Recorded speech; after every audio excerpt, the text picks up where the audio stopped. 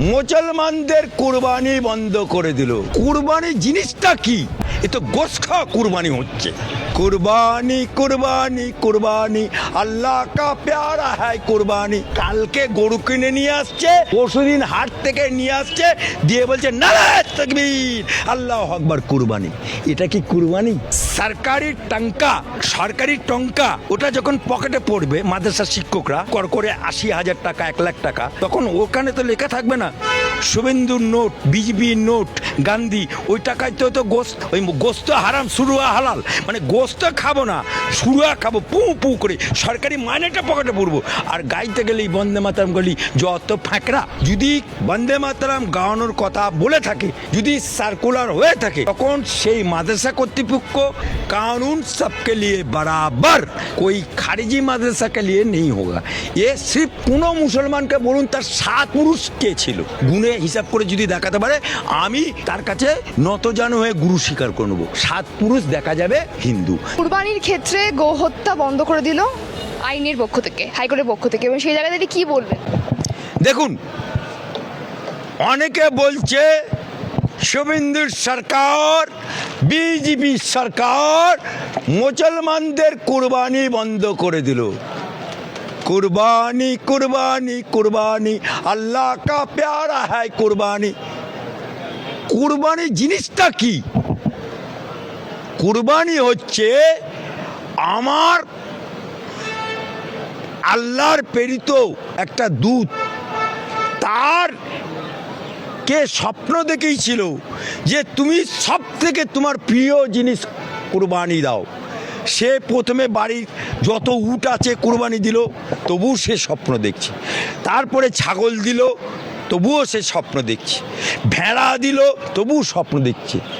তখন সে ভাবছে আমার প্রিয় জিনিস কী আছে। তারপরে চিন্তা করলো আমার প্রিয় সব থেকে কলিজার টুকরো আমার ছেলে। কি করবে? ছেলেকে কুরবানি দেবে। তখন ছেলেকে বলছে বাপ, আমাকে উপর থেকে খোদার নির্দেশ আমাকে স্বপ্নে আদেশ করছে যে তোর প্রিয় জিনিস কুরবানি দে। বাপ, তুই তো আমার সব থেকে প্রিয়, কি করব? ছেলে তখন হাসি মুখে বলল, আব্বা আল্লাহর রাস্তায় কুরবানি দেবে তো দাও, আমি খুশি। তাকে যখন সঙ্গে করে আরাফাতের ময়দানে নিয়ে যাচ্ছে, তখন শয়তানরা বলছে, রে খোকা যাচ্ছিস কোথা? তোকে তো কুরবানি দিতে নিয়ে যাচ্ছে।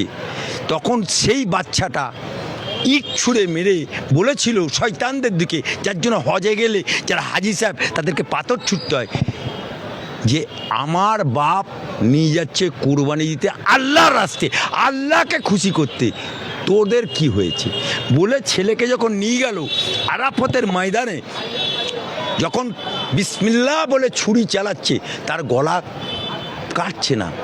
বাপ না, হাত কাঁপছে, ছুরি ছেলের গলায় চালাতে পারছে না। তখন ছেলে বলছে বাপ তুমি পারবে না।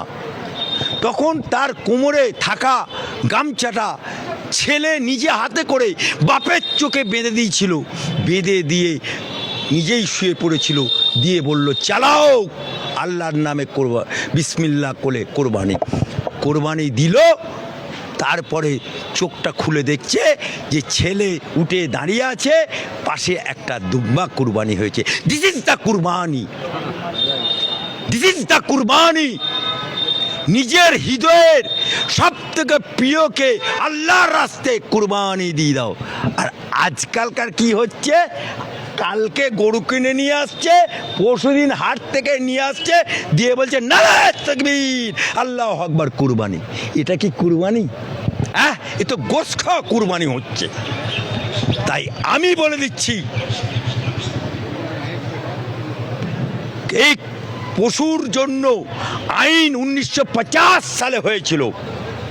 2018 সালে 50 সালে যখন আইন হয়েছিল, তখন বিজেপি কোথায়? এইখানে বাংলায় 30 বছর কংগ্রেস সরকার ছিল, এই আইনটাকে বাতিল করলো না কেন? পুলিশ তখন সচেষ্ট হলো না কেন? বামপন্থী সরকার ছিল, তখন এই আইনটাকে বাতিল করলো না কেন? 15 বছর মমতা বাবুর সরকার ছিল, করলো না কেন আইনটাকে বাতিল? উল্টে 2018 সালে যখন মমতার সরকার, তখন একটা কেস হলো এই হাইকোর্টে, সেই কেসে মমতার সরকার, মমতার উকিল সমর্থন করলো। আইনটা কি? অনেকে বলছে তাহলে আগে হলো কেন? এই প্রতি বছর ডিএম অফিস থেকে নোটিফিকেশন যেত আর থানা, আর বিডিও, আর এসডিও, সবার কাছে। কিন্তু তারা কি করতো? ডিএম এর নোটিশটাকে ইমপ্লিমেন্ট প্রয়োগ না করে পুলিশ সেগুলোকে টেবিলের তলায় চাপা মেরে রেখে দিত। আর আজকে যখন শুভেন্দুর সরকার, বিজেপি সরকার এলো, এখন তৎপর হয়ে গেল। তাই আমি বলতে চাই, ভাইয়া এ সরকার, এ বিজেপি সরকার, এ শুভেন্দুর সরকার এ আইন করে নাই।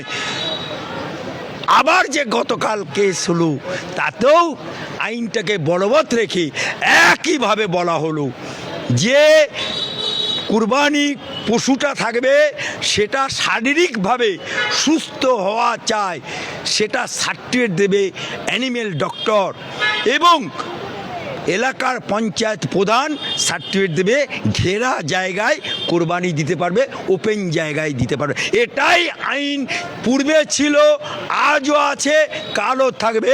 এ কোরবানি রুকনে কা হক নেই, লেকিন কানুনি তরিকা সে হোনা। মাদ্রাসায় বলছে বন্দে মাতরম গাওয়া বাধ্যতামূলক, সেক্ষেত্রে অনেক না, বেশিরভাগ মুসলিম বলছে যে না, এরকম বন্দে মাতরম গাওয়া যাবে না, এরকম কোনো। দেখুন, অ্যাজ এ আইনজীবী হিসাবে एजुकेशन, शिक्षा सबके लिए समान होना चाहिए। আমার নবী বলেছে যে আধুনিক শিক্ষায় শিক্ষিত হতে গেলে চীনে যাও, আধুনিক শিক্ষায় শিক্ষিত হতে গেলে চীনে যাও। তিনি যদি বলতো যে আরবি শিক্ষা হতে, তাহলে বলতো আরবে যাও। তাহলে আধুনিক শিক্ষা, চীন সবসময় এগিয়ে, সেই জন্য চীনে যেতে বলেছিল। সেই নবী যখন বলছে আধুনিক শিক্ষার জন্য চীনে যেতে,